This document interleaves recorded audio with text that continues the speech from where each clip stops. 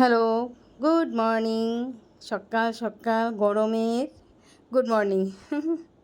প্রচণ্ড গরম, অসম্ভব গরম, মানে ভিডিও করার একদম ইচ্ছা মুড কিচ্ছু নেই। তাও ভাবলাম যে করি, এই কাজগুলো যখন করছি তখন একটু হাতে ক্যামেরা নিয়ে করতে শুরু করলাম।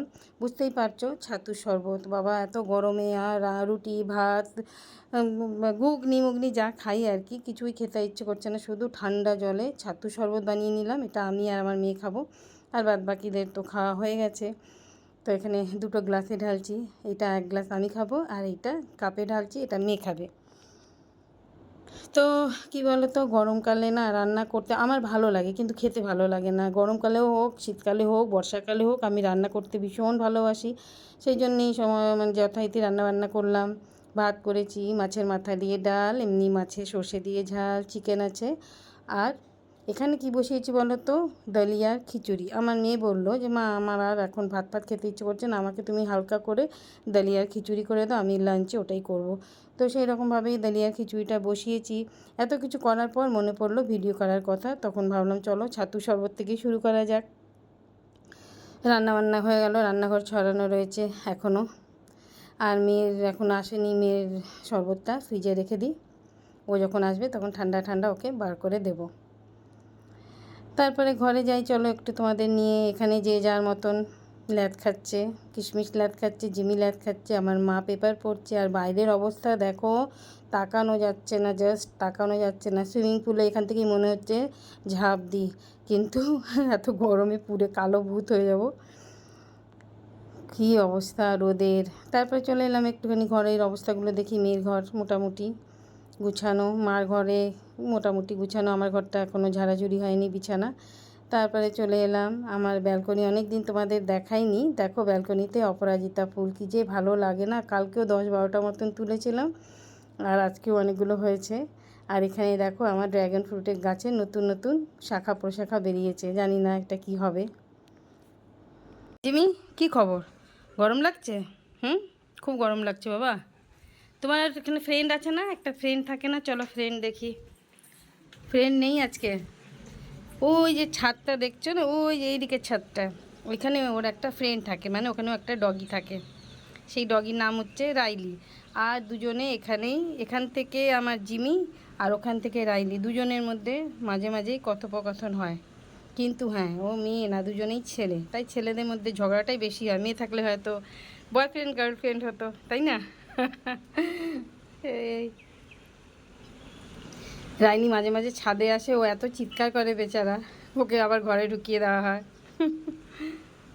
আর আমার জিমি অনেক অপেক্ষা করে, ছেলে হলো, ছেলে হোক তাতে কি যায় আসে, ডগ তো, নিজের জাত ভাই তো, তাই জন্য জিমি খুব খুশি হয়। কি গরম পড়েছে বাপরে বাপ, নেওয়া যায় না এই গরম।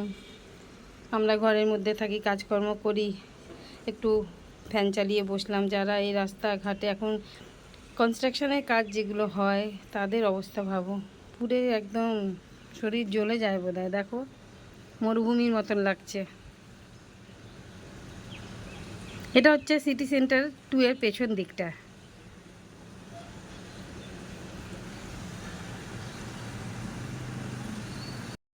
এবার রান্নাঘরে চলে এলাম, দেখি ডালিয়ার কি অবস্থা। ডালিয়া হয়েছে, কিন্তু এটা ভুনা ডালিয়া হয়ে গেছে, যেমন ভুনা খিচুড়ি হয় ওই রকম। তো এত ভুনা মানে ড্রাই করলে চলবে না, আমাকে আবার এর মধ্যে জল দিতে হবে। জল দিয়ে একটু পাতলা করে একটুখানি ফুটিয়ে নিয়ে নামিয়ে নেব। তো ডালিয়ার খিচুড়ি একদম নর্মালভাবে করেছি, কিন্তু মেয়ে ভীষণ ভালোবাসে, এর মধ্যে একটুখানি ঘি দিয়ে নেবে, আর কড়া করে মাছ ভাজা করে দেবো, ব্যাস ওর দুপুরের লাঞ্চ একদম পারফেক্ট। ও খুব এইরকম খেতে ভালোবাসে, এক গাদা সবজি, ডাল, মাছ, মাংস এগুলো একদমই পছন্দ করে না। আজকাল চিকেনটাও খুব একটা খেতে চায় না। তো ছেলে চিকেন আর ভাত আর উচ্ছে আলু সেদ্ধ খেয়ে অফিস বেরিয়ে গেল। আমার বরকে টিফিন দিয়ে দিলাম, ও অফিসেই খেয়ে নেবে। তারপরে দুপুরবেলা সমস্ত কাজকর্ম সেরে স্নান পুজো হয়ে গেছে, এইবার চলে এলাম আমার এই বাচ্চাগুলোকে খাওয়াতে। কি বলো তো, এদের না খাইয়ে দিলে খায় না, আর আমার ভালোও লাগে আসলে। কি বলো তো, আমি ছোটোবেলায় ছেলে মেয়েকেও গিলিয়েছি, তো ওই গেলানো জিনিসটা আমার এখনও ভালো লাগে। মেয়ে তো খুব বমি করতো ছোটোবেলায়, তো ওকে গেলাতেই হতো, এই জোর করে খাইয়ে দিতাম, তারপরে আবার বমি করে দিত। এই চলতে থাকতো, এই সাইকেলটা চলতে থাকতো। 4-5 বছর যখন মেয়ের হয়ে গেল, যখন আমার ছেলে হয়ে গেল, তখন আমি একটু নেগলেক্ট করতাম, নেগলেক্ট হতো আর কি। তখন মেয়ে কী করতো, নিজে নিজে খাওয়া শুরু করলো, নিজে নিজে সব কাজ করা শুরু করলো, তারপরে তো দিদি হয়ে গেল আর কি। তো এই গরমে এদের, এই বাচ্চাদের মানে দই ভাত খাওয়ানো সবথেকে ভালো এদের জন্যে, এদের শরীরের জন্যে, পেটের জন্যে, আর মানুষের জন্যও তো টক দই খাওয়া ভালো। তো শুধু টক দই আর ভাত আজকে, কাল আবার একটু চিকেন ভাত হবে। তো এইরকম আমি অল্টারনেট করে দিই, আর তার মধ্যে ওদের গা স্পঞ্জ করে দিই। রোজ তো চান করানো যায় না, একটু ভিজিয়ে পুছে প্যাছে দিই। তো এই হলো আমার সংসারের খুঁটিনাটি, চলতেই থাকে চলতেই থাকে। দুপুরবেলা একটু রেস্ট, আবার সন্ধেবেলা থেকে আবার আমার যেই কে সেই, আবার রান্নাঘর, আবার রাত্রে ডিনার বানাও। তো এখন আমাদের এই 25শে বৈশাখ, পয়লা বৈশাখে তো গেল, আমি প্রোগ্রাম করলাম, আমি আর আমার মেয়ে, সেই ফটোটা আমি দিতে পারলাম না। খুব খুব খারাপ লাগছে। প্রোগ্রামটা খুবই ভালো হয়েছিল, সবাই খুব প্রশংসা করছিল, কিন্তু ওটা যেহেতু আমার ফোনে তোলা ছিল না, ওই জন্যে আমি এনে আর আমি দিতে পারলাম না।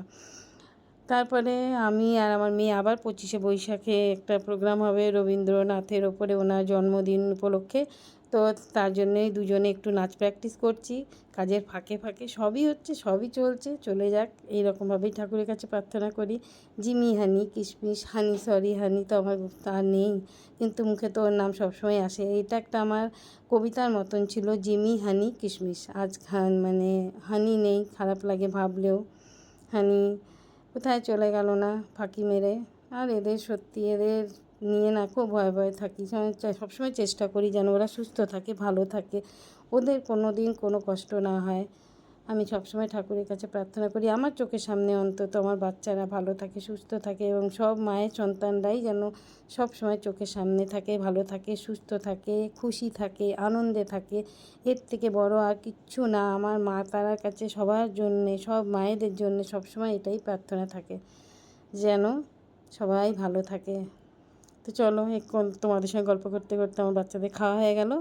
আজকে এইটুকুই, টাটা।